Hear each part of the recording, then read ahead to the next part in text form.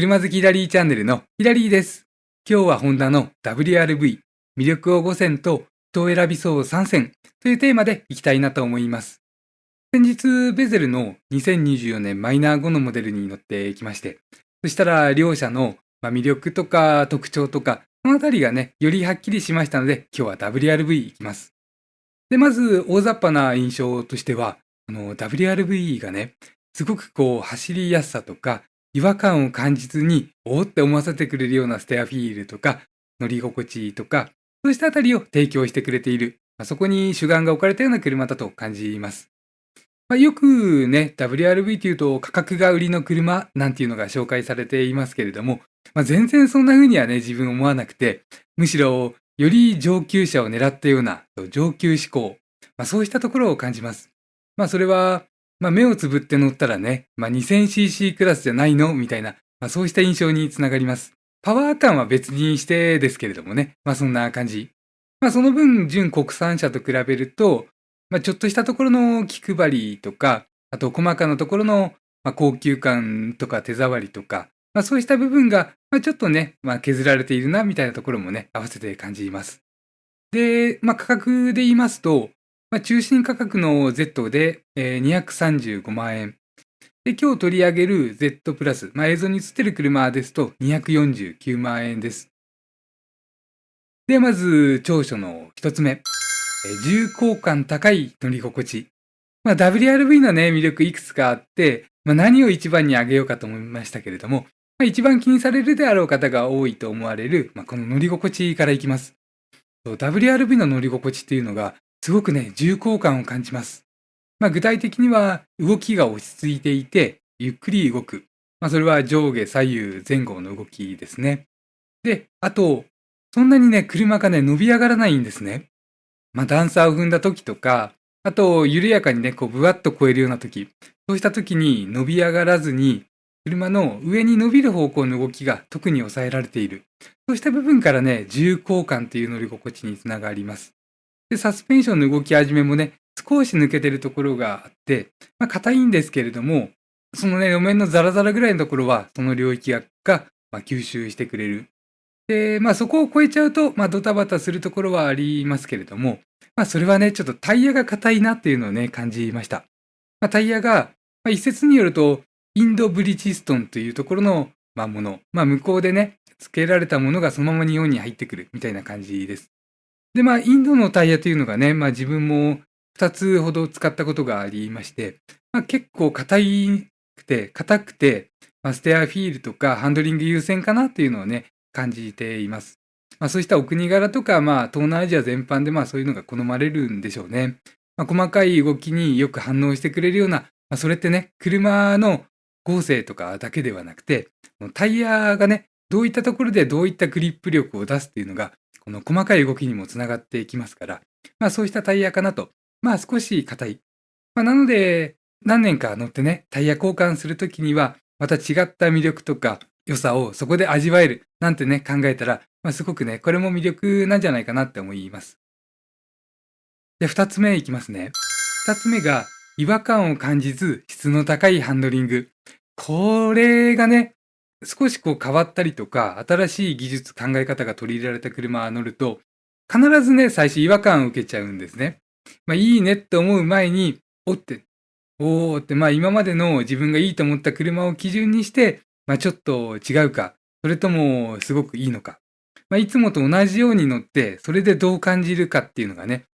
レビューの前提です。なので、常に同じように乗れるということを心がけている。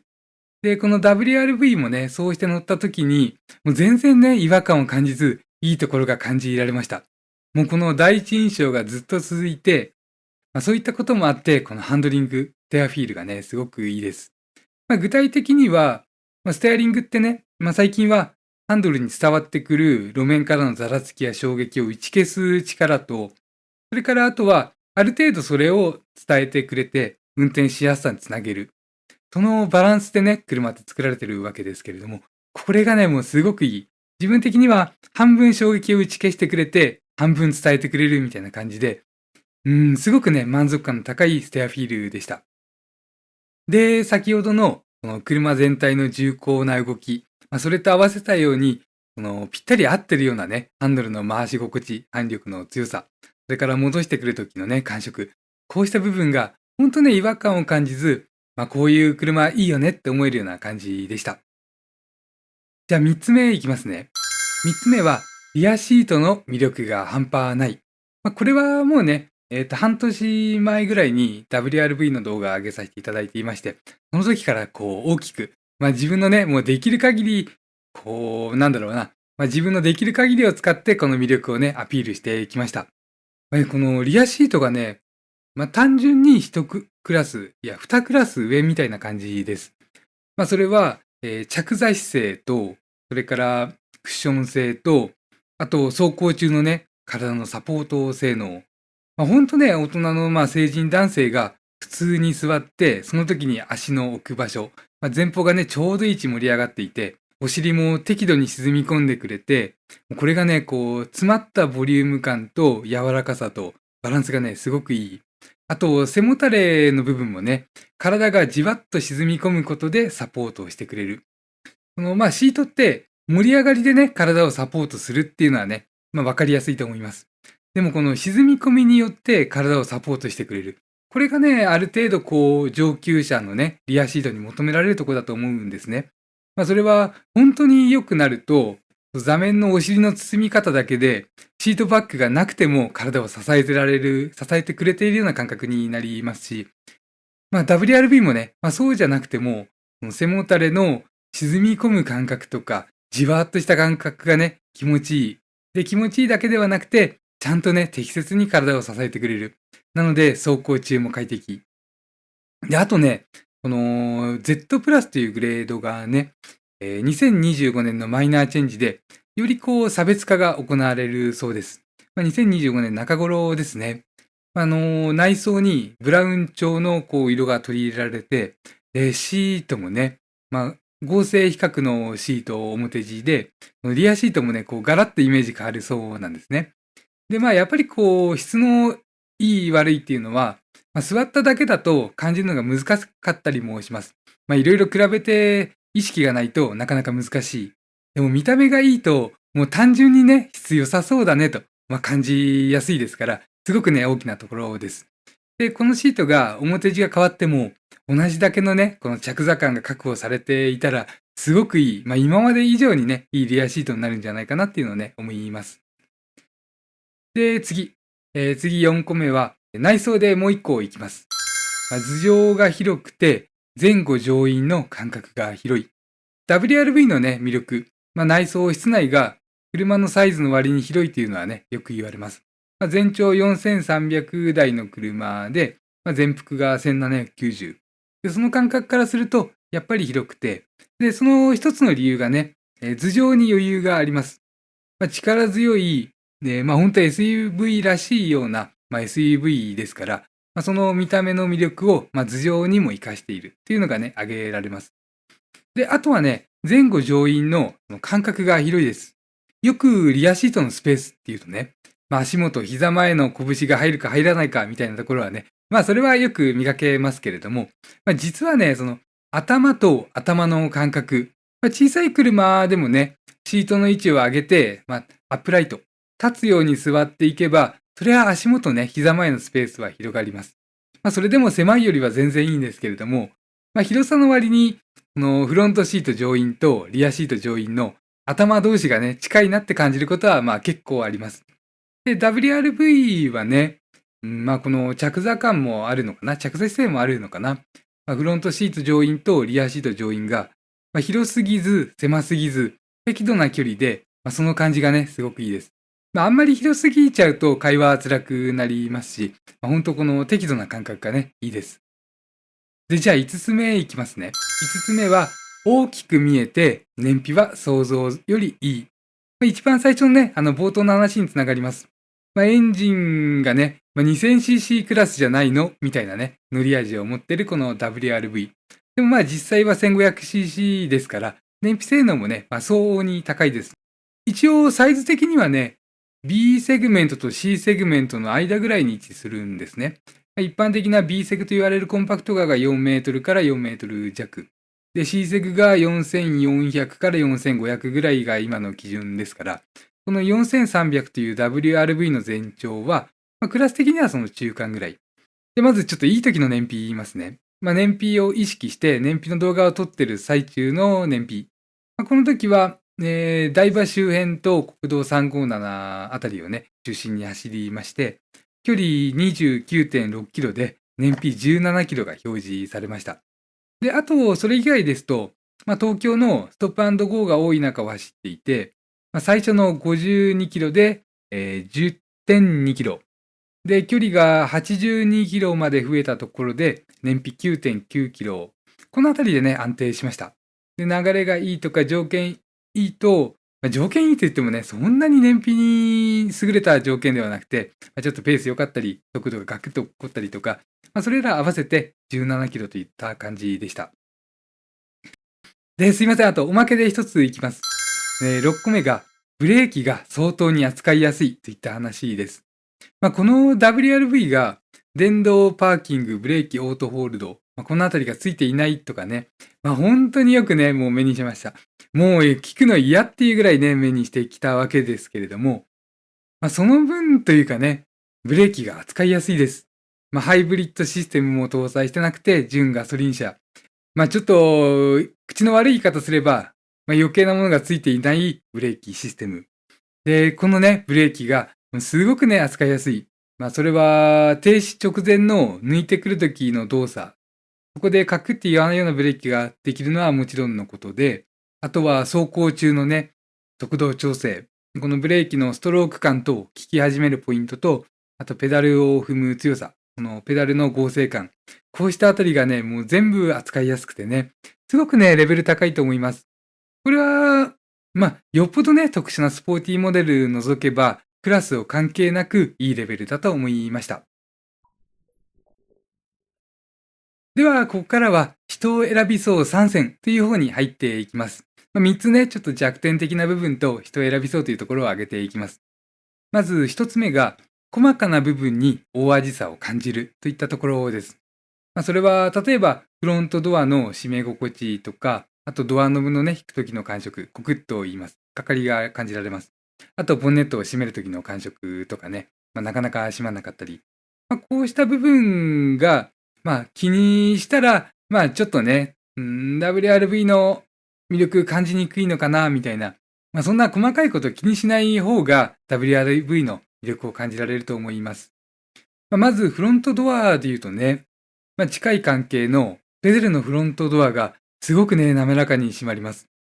ドアノブの引くのも滑らかですし、しまい心地もすごく滑らか、軽くふわっと閉まります。このあたりが、最近の高級車的な感じで印象が良かったので、それと比べるとちょっとね、WRV のはノブを引くときにコクっていったりとか、閉めるときにこうボムって感じとか、このあたりがね、ベゼルもリアドアはそこまで良くなかったので、なんですけれども、そんな感じ。で、あとはね、ハッチのトノカバー。この WRV ね、ハッチゲートを開けたときに、トノカバーが普通につけていると、中が見えなくなります。